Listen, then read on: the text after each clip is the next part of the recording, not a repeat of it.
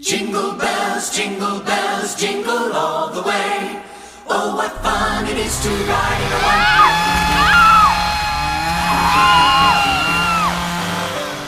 one-horse. Welcome to another edition of Two Guys and a Chainsaw. I'm Todd. I'm Craig. Today we thought we'd do something a little different. We are watching a current film that's in the theaters because we have that opportunity. It is Krampus, or Krampus. or something, right.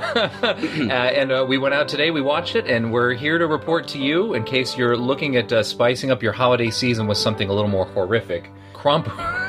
What is that, Scandinavian, or...? I think I read somewhere that it's Austrian. Austrian. And the lore dates back, like, to 2000 BC. I think, it definitely predates Santa Claus.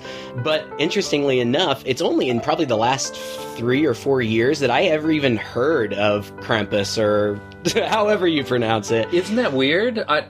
Same here. And I don't know if it's just the internet and stuff that goes around, but you'd think something that old, you would at least know something about it, and that somebody would have made a movie about it by now because it's so interesting. Right, you would think by now, but it's funny that all of a sudden, whatever brought it overseas and kind of brought it to light for us, it's really hit the ground running now. I mean, there's this big budget one, but there are also several Krampus movies that have come out over the last years, low budget stuff that I have not even really been all that interested in looking into, but we've kind of been inundated a little bit. This movie reminded me a little bit, anyway, of course this isn't a foreign film, but there was that foreign film, Saint Nick, that I think was a...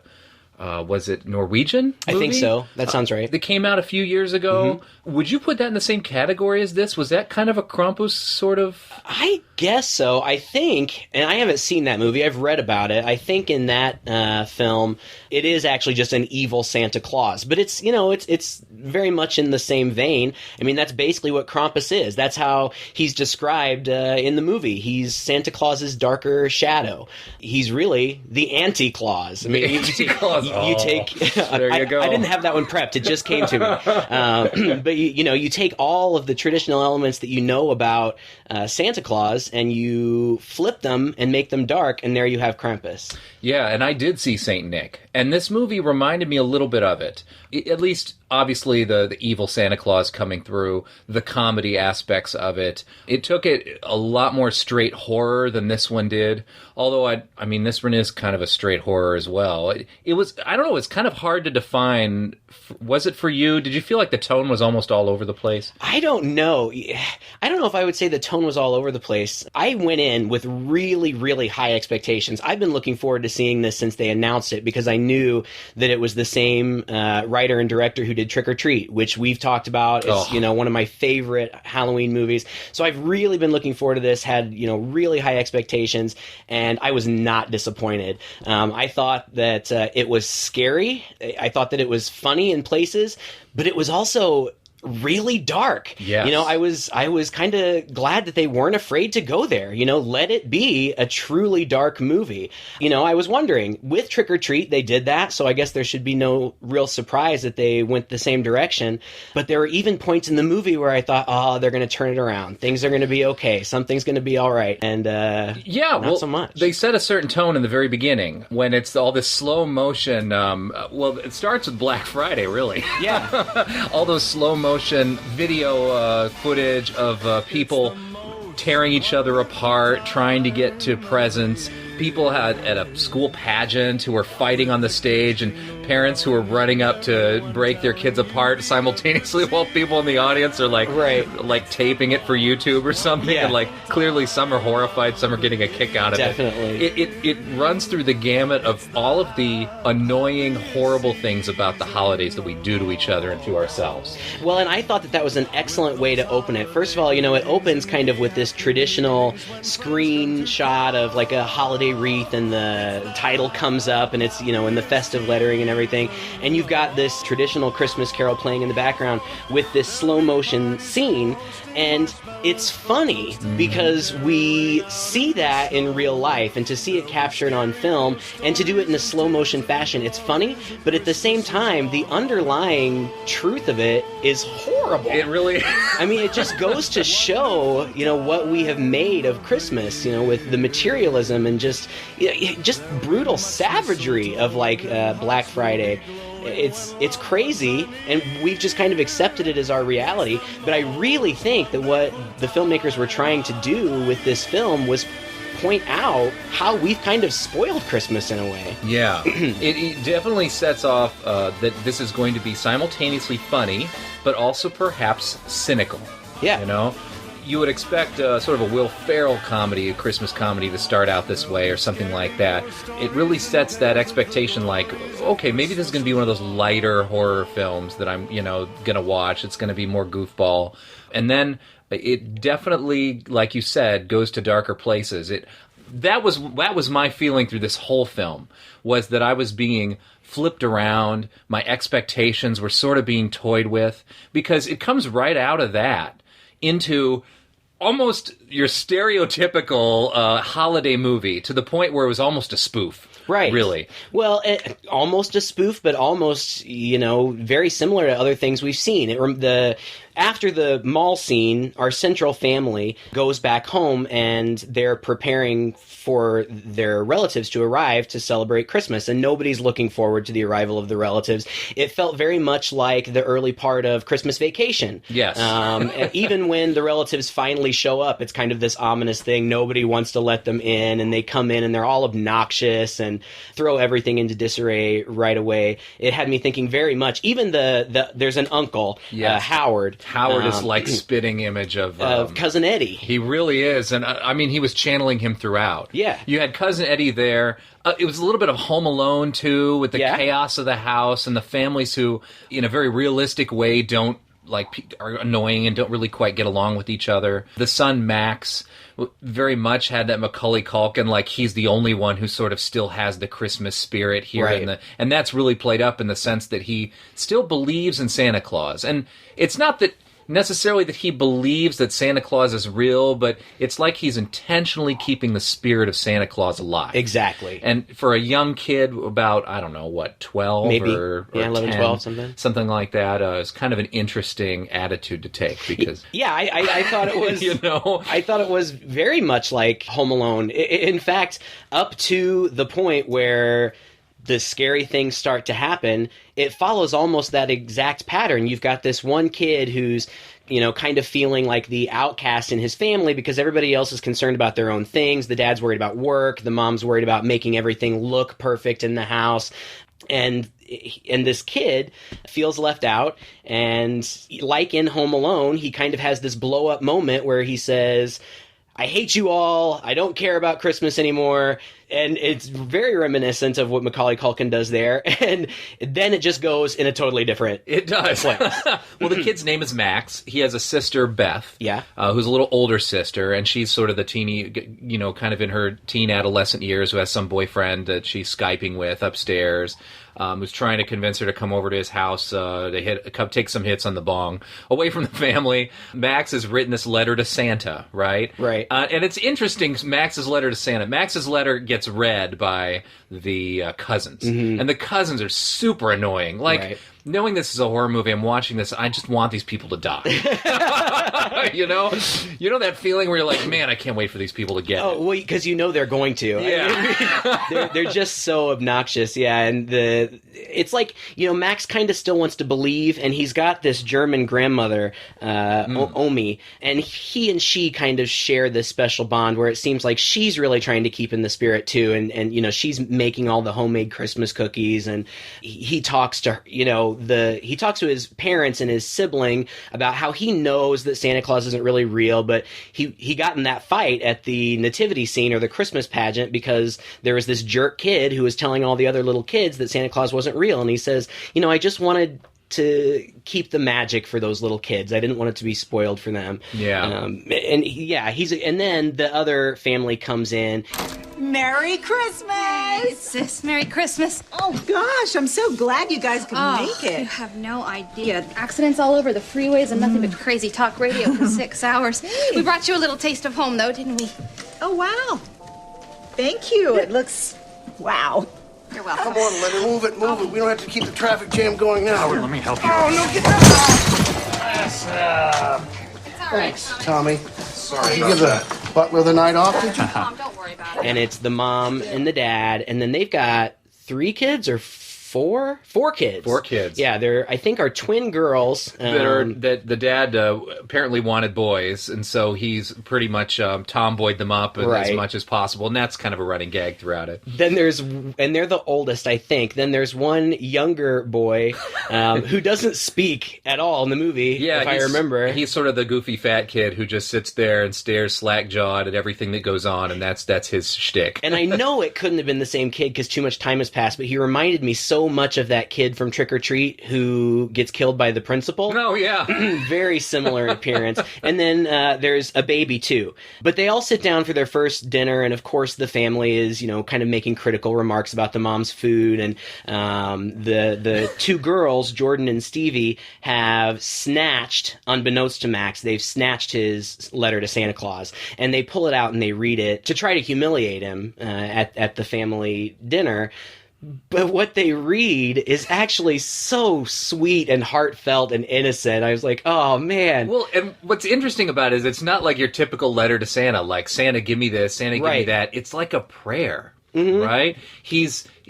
Santa is sort of this deity to him that sort of captures this Christmas spirit, this sort of, sort of like a secular god that he can pray to, because in this letter he's written down not really what he wants, but just his thoughts and his feelings about his family and his wishes for them. Right, it's not material things. It's not, I want a pony and I want a video game. He's asking for things for his family. He asks for something. He asks that he and his sister could spend time together the way that they used to.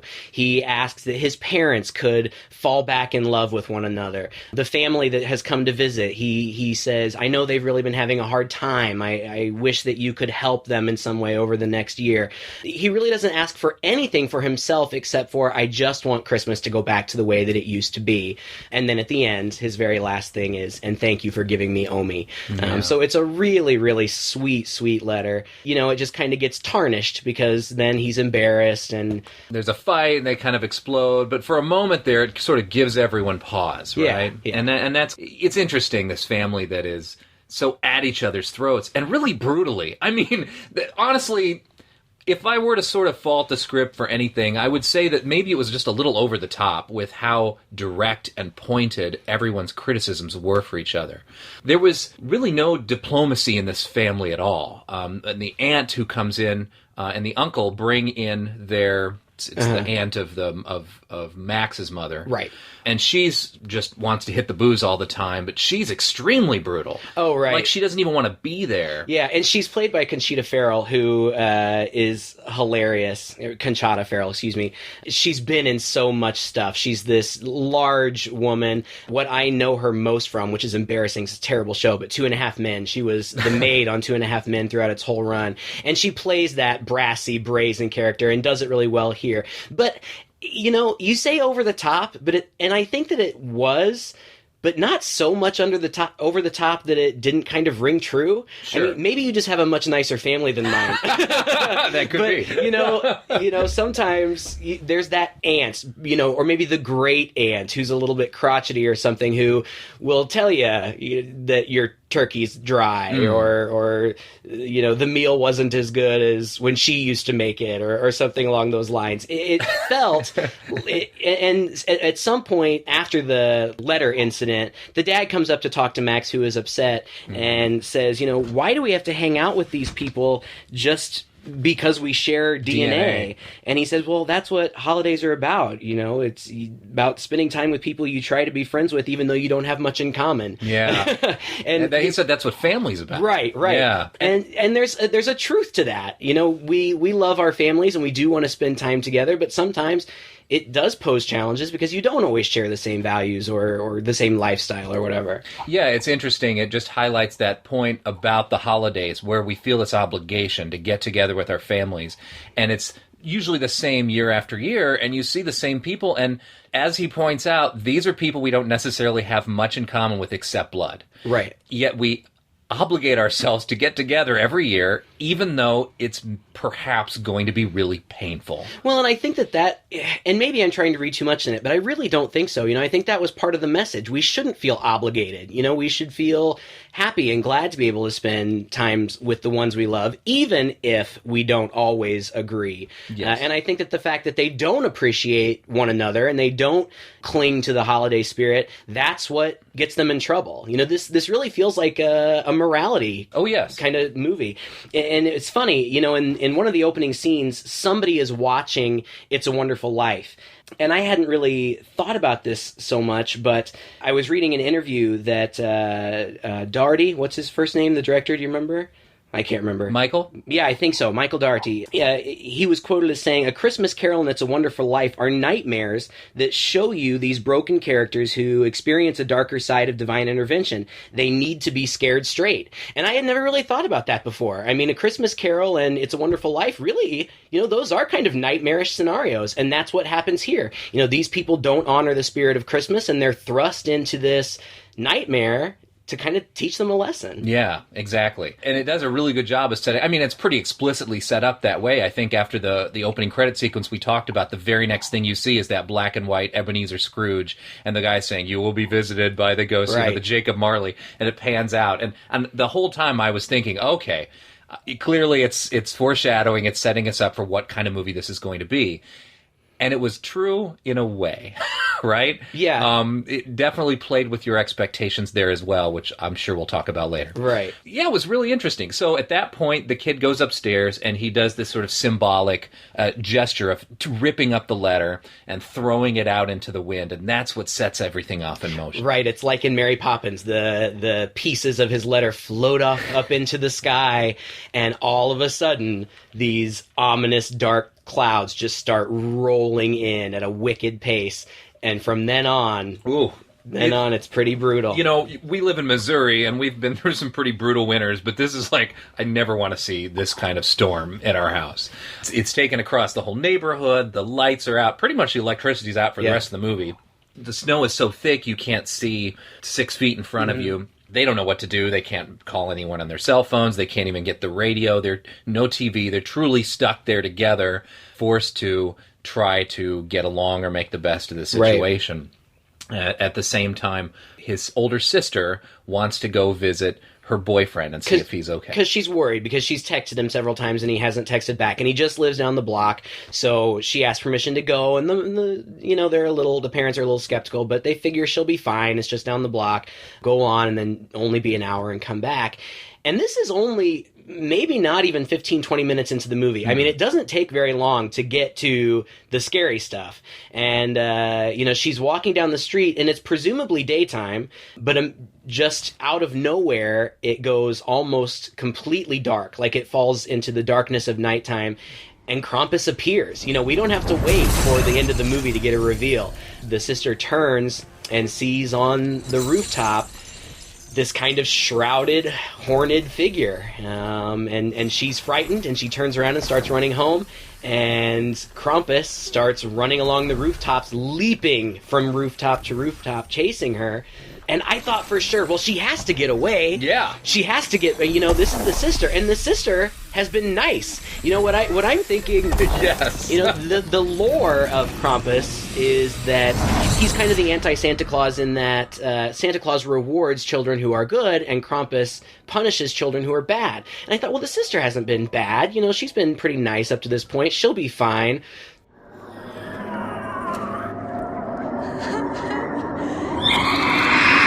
Nope. No, yeah, you really expect her to be the one to run back and say, "Hey, I saw something going out on there," but she's the first one to get it. Yeah. And not only does it beat out that Santa Claus Krampus lore, but it also is totally against sort of your horror film lore. This person who hasn't really done anything wrong. Right. In fact, she's been the only one who's sort of stood up for him and said, "Oh, don't worry about what's going on." Boom. Yeah, she's and that's it. She's gone.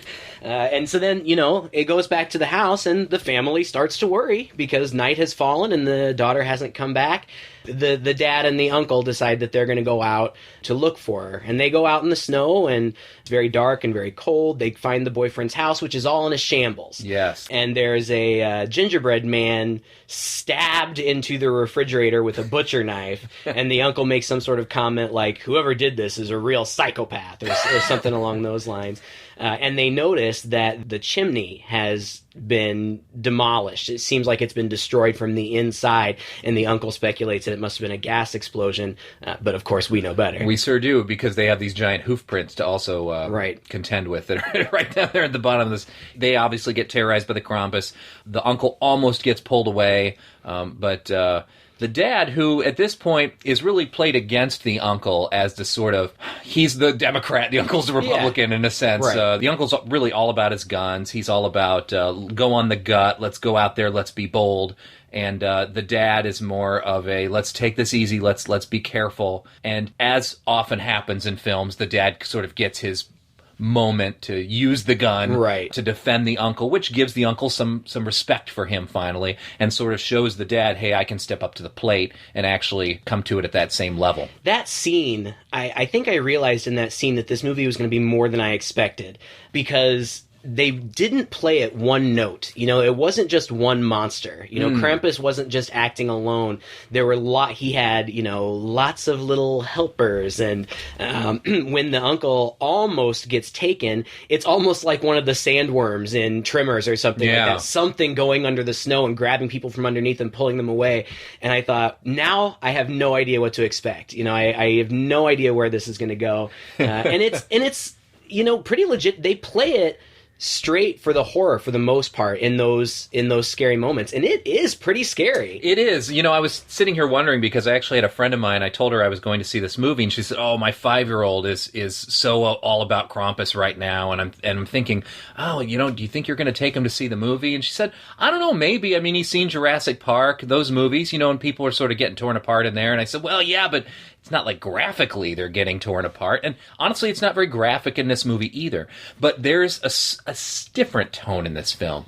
And I think a lot of it has to do with the fact that it's Christmas time, sort of a sensitive time of year, and it's a family time of year. And what you're really seeing here is the ripping and tearing apart of a family. Mm-hmm. And I feel like for a child, that would be rather disturbing. I think so too. You know, it might also go over kids' heads. You know, they may not be as disturbed by it as we are, because I think we kind of know more about family dynamics and whatnot. 5 years old is awfully young. Yeah, I wouldn't take my 5-year-old. No, you know, maybe your 12-year-old, your 13-year-old, but even then it's kind of scary. And I don't know. It would depend on the sensibility of your kid. You know, I think I would have been the kind of 12 or 13-year-old who would have really thought this was really cool. Oh, yeah, me too. But I think that, you know, the kind of deconstruction of all of these nice Christmas images and whatnot, that could be a little troubling for younger, a little bit less mature It kids. feels like the thing that could kind of stick with you for a little while, and it would also be the thing that you would make enough parallels with in life. Oh, you know, the next time you see a little toy robot, or you see a toy teddy bear, you're baking your gingerbread cookies. All of these elements come in to sort of be evil in this as part of Krampus's helpers. I could see where it could spur some nightmares that, if you're concerned about that sort of thing. You know, frankly, I think it could give me nightmares. I mean, it's some pretty scary stuff. You know, now once the dad and the uncle get back to the house, at that point, it kind of becomes like a home invasion kind of thing, because they're all just kind of trapped in the house. They don't know what's going on. At one point, they hear scurrying on the roof, and they try to explain it away as squirrels, but then there's a big loud thud, and they still just kind of try to ignore it. But the grandmother, Omi, warns the father, make sure you keep the fire hot, make sure you keep the fire hot. But then, of course, the uncle says he'll take watch. He falls asleep. The fire goes out, and this hook comes down. This was a great scene. Yeah, the hook comes down the fireplace, and it's on a chain, and it's got jingle bells, and tied to it, almost like tied up for ransom or something, is this gingerbread cookie. And the little dopey kid who only eats all the time and doesn't talk wakes up first, and he goes and he grabs the cookie and he takes a bite out of it, And then all of a sudden, it comes to life.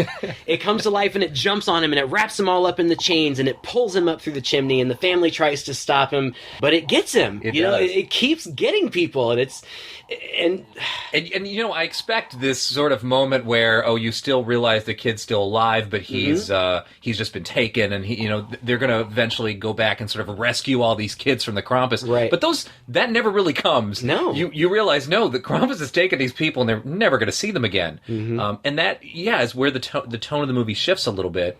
Probably you were feeling a little bit of Gremlins throughout some of this. Definitely. Especially and the Gingerbread Men appear several times, and they have the giggly kind of gremlin thing going on.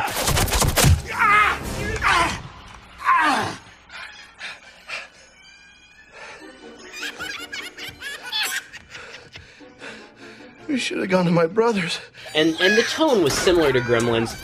Definitely the first one. The sequel played for the comedy. Oh, yeah. But the original Gremlins, really, in parts, was genuinely quite scary and violent. And it really shocked a lot of parents. I know my mom and dad, when they, I think we saw Gremlins in the theater. At least that's what I remember. And it definitely shocked them a little bit that this movie, was it PG even, maybe? I don't remember. I think it was listed as PG at the time, if maybe because PG-13 wasn't even around. It really rode that line where I know it probably gave a lot of kids nightmares. Oh, it scared me to death. I've told you the story. My parents took me to see it, and that scene where the first gremlin escapes in the lab and the scientist reaches for the phone and the gremlin's claw comes out. I don't know how old I was when I came out. I want to say like 6, 7, and I screamed and jumped up in my chair and spun around backwards in my chair. It definitely does have that kind of feel. Legit scary stuff. Legit scary, and even a little gross at times. Gremlins is actually probably grosser. Probably. I mean, when you get Gremlins getting blown up in the microwave and they throw them into the blender, and all those sorts of scenes. Definitely not the kind of things you expect from a kid's movie. Well, and here, the victims really mostly just get taken away. You don't really see what happens to them. There is one point where another of, Krampus's little tools is that he kind of dropped a Trojan horse on their front porch the first day after the wish. It's this big Santa bag, and they take it in the house, and later on in the movie, the toys burst out, and they're demonic toys. And this giant clown Jack-in-the-Box swallows one of the twin girls. And that's really kind of the only time you actually see anything actually happen to somebody, and all you really see there is the girl's shoes going down into the gullet. For the most part, other than that, it's people just being dragged away, which I think is just as scary. Yes. Oh, yeah. I mean, it's interesting how they really pull no punches in these toys. You've got that Jack-in-the-Box that you just described, that when it opens its mouth kind of comes apart in sections and has these rows of teeth in there. It's pretty horrifying. Very. The teddy bear's got these giant rows of teeth and is pretty relentless in attacking. There's a Christmas tree angel. Oh my gosh! It's like total demonic, like Puppet Master kind of, Bride of Chucky kind of look to her. Very scary, but also kind of, isn't it something you'd like to have? It really is. I mean, it's a really cool design. I have to admit, yes. As you said, did not pull the punches in the horror department at all, but still. They inject quite a bit of comedy. I mean, the idea of this kid getting swallowed by this giant Jack-in-the-Box is pretty inherently funny. And then when you see this sort of lurching across the floor with it in its stomach, I was even thinking back to, Beetlejuice does it, Nightmare Before Christmas, when the giant snake eats the whole tree, and you see the giant tree kind of in there, This thing, starts crawling through the the ductwork in the house, and they send the dog after it. There's some moments where the dog it's kind of funny how this little dog, who's basically just been a log throughout the whole movie, suddenly jumps up and surprisingly dispatches one of the Gingerbread Men. That was a great scene. Yes, that was really funny. And goes after him. Some really funny, cute, hilarious moments in the midst of this really pretty spooky stuff. And there are some funny little one-liners just kind of dropped here and there. I can't think of any off the top of my head, but they are funny, and there definitely are funny moments. But I would say that this is one of, the comedy here is as dark as I've seen it in quite a while. I mean, it doesn't bring you out of the scariness. No.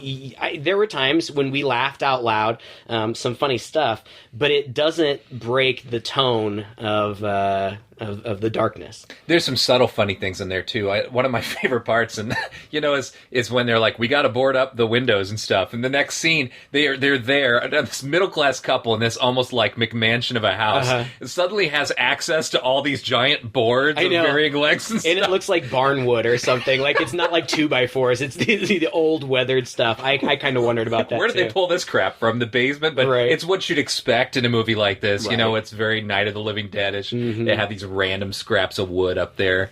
Rather silly, but I chuckled at that. Yeah, I liked it. It didn't bother me at all. No. I thought, as far as tone goes, like you said earlier, a little uneven. I don't think so. I feel like they got exactly what they were going for, and it resonated with me. I liked it a lot. Well, people just get dispatched. We can't go anywhere. It's too dangerous. You got it? Howard, how much ammo do you have?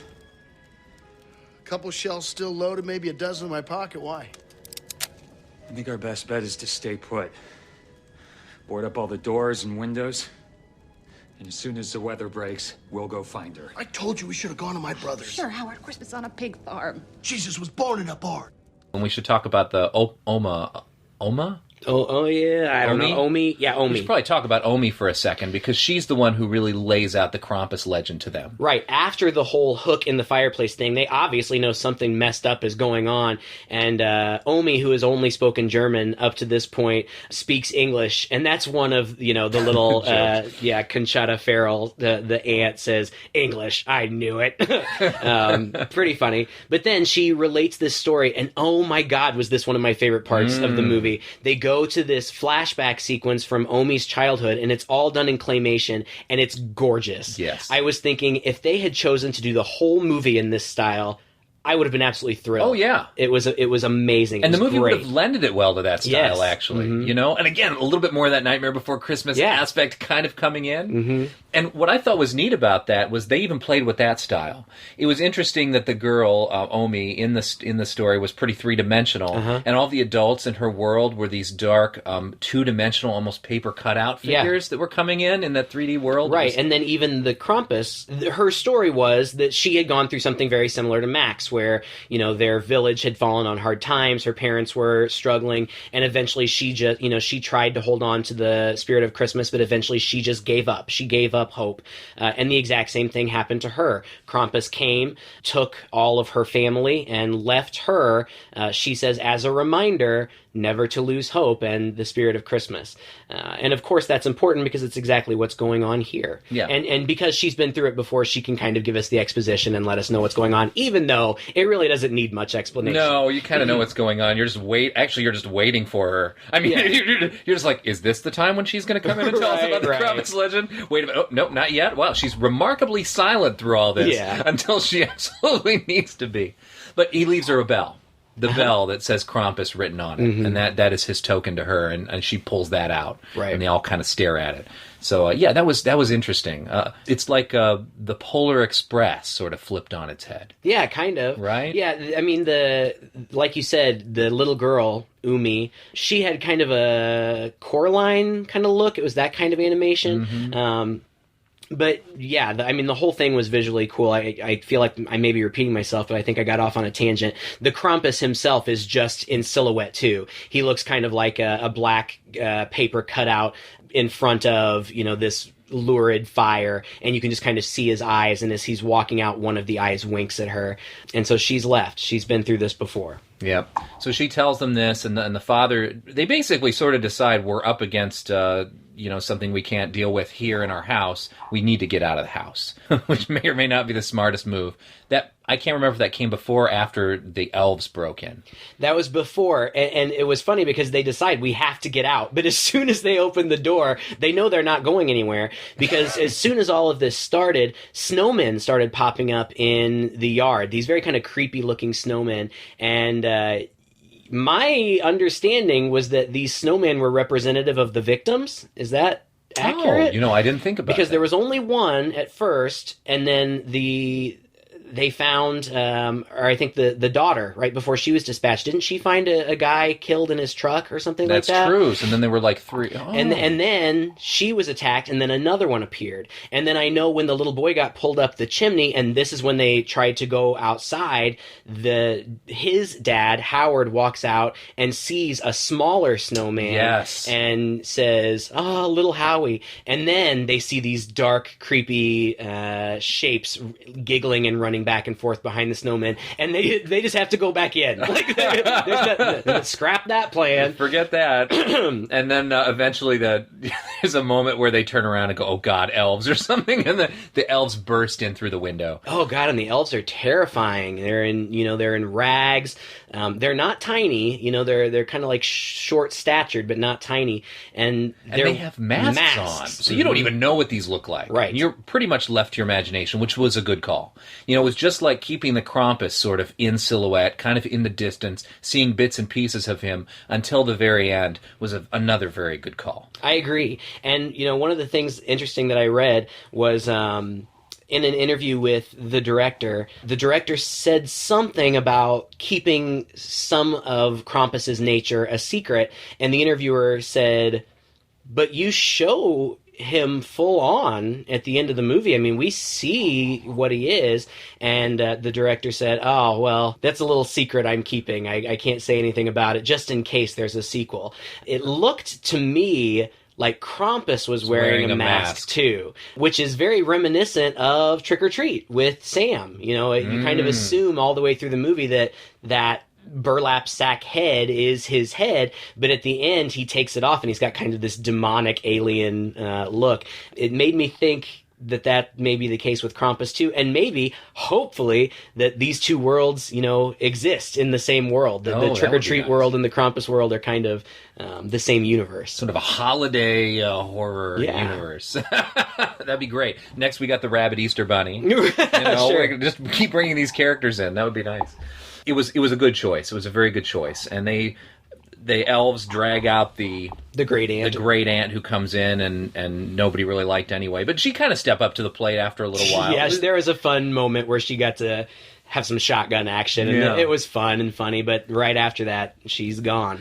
You don't totally hate her. And from there on, the movie really goes pretty quickly by. The father breaks out his map and says, "We've got to get here to the mall." And that's where I thought, oh, there's going to be a showdown at the mall. It's going to make another sort of statement on the holiday, consumption and all that. No, it doesn't really. Nope. They don't get very far at all. Nope. And this was, to me, the scariest part of the movie. When the family, and it's really, we're now sort of down to what I'll say the good father and the good mother, and Max, who we've been following out through this whole thing, one of the two sisters who's left, and the aunt. Is the uncle there as well? Yeah. I don't remember when he goes. I think he's still there at that point. I think so. And they all basically join hands and try to brave through. The idea is to get out to the snowplow, start the snowplow, and drive out to this mall and hole up there where presumably they'll be away from their dangerous house and maybe be in a place where they have more resources and are better able to fight. And Krampus just picks them off. Right. One by one, almost in quick succession. Just this vision of, and again, we're back to sort of the sand person, Krampus or helper or whatever, right, that just sucks these people under one at a time. So Max is sitting here, and he's watching each member of his family slowly get pulled away. And they say their goodbyes to each other, essentially. I mean, the mother's just sort of standing there like she knows what's going to happen, and she says, "I love you," and boom, she's pulled under the snow. Right. And the father, sort of turns around and faces it, sort of steadfast, closes his eyes, poop, he's pulled under. Right. And it's just down to Max, who, for this kid who's probably never been behind the wheel of a car, has got to try to start the snowplow. I mean, it's ridiculous. There's no way he's going to get out of this. And it's down to him. Yeah, I mean, it does. It happens so fast. People are getting picked off left and right throughout. There's never really any lull. But then right there at the end, when they realize they have to leave the house because the elves have attacked, Krampus is coming, like he's coming down the chimney, they have to get out. And from then on, you're right, it's just boom, boom, boom. They are just gone until Max is the last one. And I thought that scene was interesting, too. Even right up to before they left the house, I feel like early on in the movie, somebody had said something about part of Christmas being about sacrifice. Yes. That was said repeatedly in there. Yeah. The sacrifice of giving. Right. And, in fact, the grandmother, when she's talking about the Krampus legend, sort of ends it when she talks about the bell and says, he left the bell with me to remind me of the sacrifice of giving. You know, which is an interesting take on giving that you don't think about. You think about giving warming your heart, and when you give to people, it gives back to you. But here they're highlighting the fact that when you give, you're giving something up. You're sacrificing something. And that is a take that you rarely hear, especially in a holiday movie, when it's everything you do is supposed to warm your heart. Right, but it kind of makes sense. That is the true spirit of giving. It's Well, you're talking about, it would be selfish to give just because you're going to receive good feelings afterwards. That's exactly what I meant. And there at the end, you kind of get a sense of not even necessarily that these people were such bad people that they need some kind of absolute redemption, but you feel like they get a little bit of redemption in realizing that they have to sacrifice. Umi, when everybody else runs out, Umi stays behind and locks herself in, and she's going to try to confront the Krampus herself. The little boy says to the dad who's trying to get her to come out, she wants to help. She's going to face him head on. And she does, but it doesn't work. And then, when they're running away and the sand monsters are coming, the dad is trying to hold them off. He's got this shotgun, but he realizes he's not going to be able to hold them off. And so he turns to the mom and tells her, go, take them and go, get in the car and drive and don't look back. And she's reluctant, but she goes, and that's kind of his sacrifice. And then as they're running to the truck, the mother makes sure that she gets as many of the kids in the truck before she gets in, and she's able to get Max and the one remaining twin girl. She's able to get them in there. And she kind of looks into Max's eyes and says, I love you, as she is grabbed and taken away too. So, the adults here, and they just go boom, boom, boom. They've kind of sacrificed themselves to try to save the kids, even though ultimately it doesn't work out. No, and it's a very bleak moment. I mean, to me, that was just so bleak. And that was where I didn't expect this movie to go, was really to the heart of...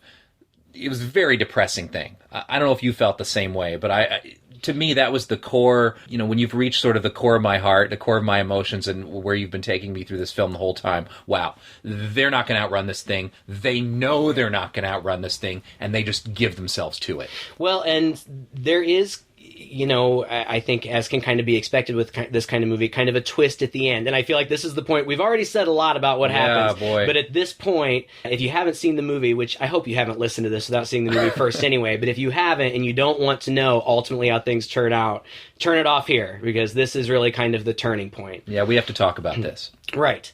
So at this point, it is straight out, you think anyway, oh, okay, we're looking at a retelling of A Christmas Carol. Yeah. Where Krampus and all of his cronies he has his sleigh, his sort of demonic sleigh. Yeah, with which this is nightmarish. reindeer. Yeah, oh gosh, everything about it. I mean, like I said before, it just takes everything that you think about Santa Claus and flips it and makes it dark and ugly and scary. And that sleigh with those beasts that are, I guess, his reindeer, very, very frightening. And the creepy elves crawling all over it, his demonic toys in the bag in the back, super, super scary. He's got the girl that, he was in the truck with, obviously tied up in the back. Basically, you get the sense that he's ready to usher all their souls away. Right. And Krampus walks up to Max and looks at him, and you're thinking, oh, is he going to get him too? And he hands him a present, and his present is the bell. It's the bell, and it's wrapped in the shreds of his Christmas letter. Yes, and he just drops it on the ground in front of him, like, here you go. Right. And you did this. This is all you're doing. He picks it up, and Krampus starts to walk away, and he looks at it, and he looks at him, which is exactly what you think's going to happen. I want my family back, and he rejects it. Right. Throws it on the ground. The ground starts to crack open into this big pit going into hell, and then and you're thinking, oh, okay, it's going to swallow Krampus. What's going to happen?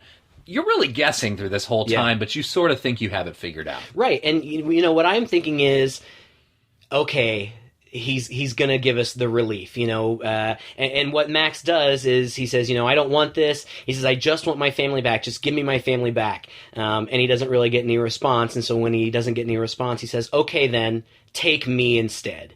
Right. And you think it's going to be, this kind of act of ultimate sacrifice for him. And it seems for a second that Krampus might be considering it. Max is pleading with him, please, I take my wish back. I want my family back. And you think for a moment that it's going to be that movie. Oh, because it delves right into the cheesiness of what that is in all the movies. He cries a tear, and Krampus's big bony finger sort of wipes his tear away. And at that moment, I was starting to get a little disappointed. I was like, well, I guess it had to end this way, but I've seen that before. Right. And then he just laughs. He turns around, throws the remaining girl into the pit, and then picks him up. Uh-huh. Dangles him over that pit, drops him in. And what were you thinking? I kind of expected what happened next to happen. Me too. Because it's Scrooge, right? Right. It's that last thing where, in A Christmas Carol, it looks like the third ghost, who is the ghost of Christmas Future, represents death. It seems like Scrooge is going to meet his demise, but then he wakes up, and it's Christmas morning, and everything is fine. Like nothing ever happened. The house is restored. Everything is, it's bright, sunny, beautiful day outside. And he goes downstairs to find his family intact, seemingly unaware of everything that happened. And friendlier than ever. Umi's passing out hot chocolate. Still, there's a little bit of goofiness touchy, and a little ribbing from the cousins and whatnot. But it's kind of all in good fun. It's that thing where Christmas morning, you do kind of just let go of whatever it is. If you've got a grudge or whatever, it's Christmas, just enjoy it. Yeah. And it seems like that's what it's going to be. And at that point, I was thinking, I get it. I understand why they would do this. Yeah. Because, it would be really dark to have it end with them just all being plummeted into hell. I thought, if, they went for a PG-13 movie. They could have gone for the hard R. Trick-or-Treat was a hard R. They could have gone for it, but they didn't. I was thinking maybe they're considering their audience and thinking, we don't want to end it on that note. Oh, and it reinforces the point that they've been hammering into your head this whole time. It reinforces the cause and effect, the dishonor Christmas, and this happens. But just like Scrooge sort of dishonors the spirit of Christmas,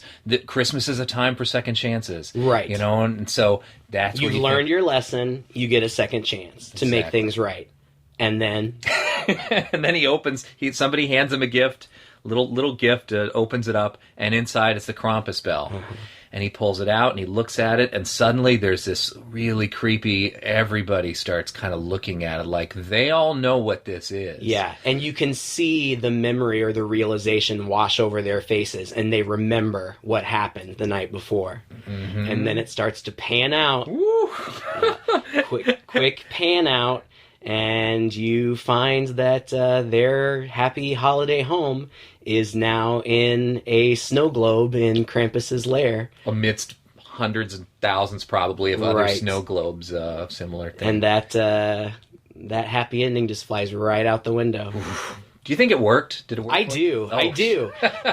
Because, you've seen that before. You've seen it was all a dream, and then, no, not really, it wasn't all a dream. Mm-hmm. So it's not like it's a unique device, but it worked for me. And as I was coming to terms with, okay, I get why they did this, then when they pulled it back to the dark, I was like, yeah, that's right.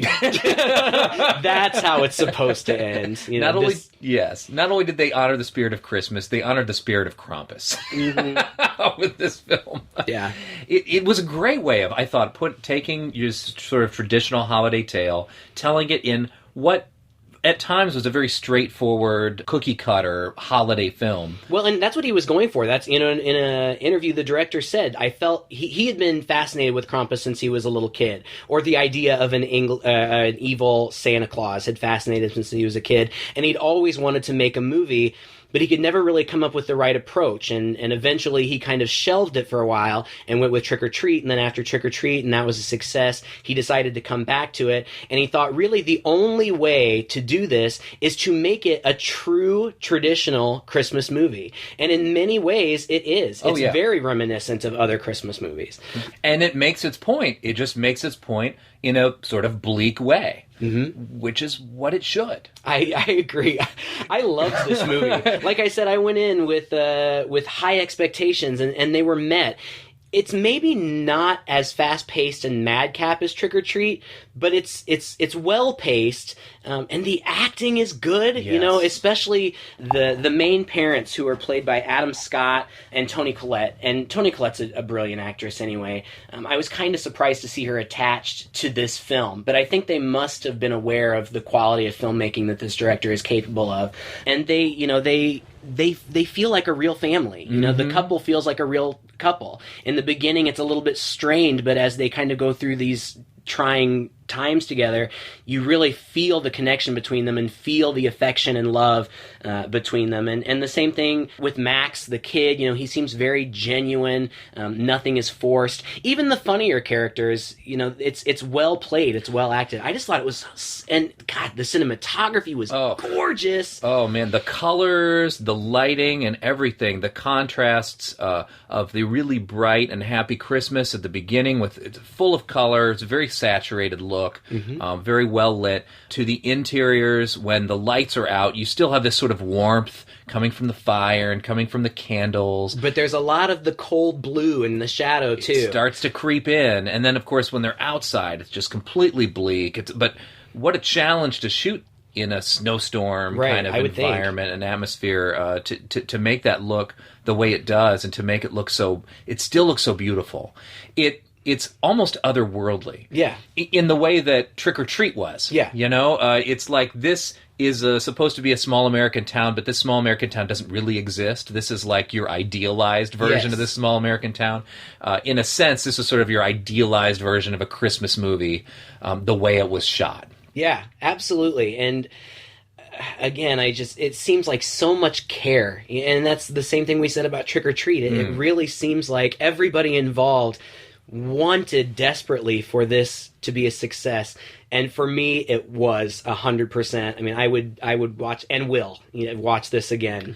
I have a feeling that this will definitely get a repeat in my holiday rotation from now on. Oh, definitely. In fact, I think I'm going to take my family to see this when I go visit them in a couple weeks. Yeah, my dad would love this. Oh gosh, my dad too. I invited my dad to come with us today, but he was unavailable. He was visiting my sister out of town. So what a shame! Kind of a bummer. Well, we've obviously gushed over this film. Please go out and check it out if you get the chance this holiday season, and celebrate it in a slightly different way. Yes. Thank you again for listening. If you like this podcast, please share it with a friend. Check us out on Facebook. We are actually now up on iTunes and Stitcher. If you want to subscribe to us, if it's easier for you to get your podcasts on your iPod or some other device, perfect way to do it. As always, you can still go to our website and stream it, or just download the MP3s yourself. We will be back again next week with another Christmas-themed horror film. Until then, I'm Todd. I'm Craig. Merry Christmas. Merry Christmas from Two Guys and a Chainsaw. With those holiday greetings and gay happy meetings when friends come to call.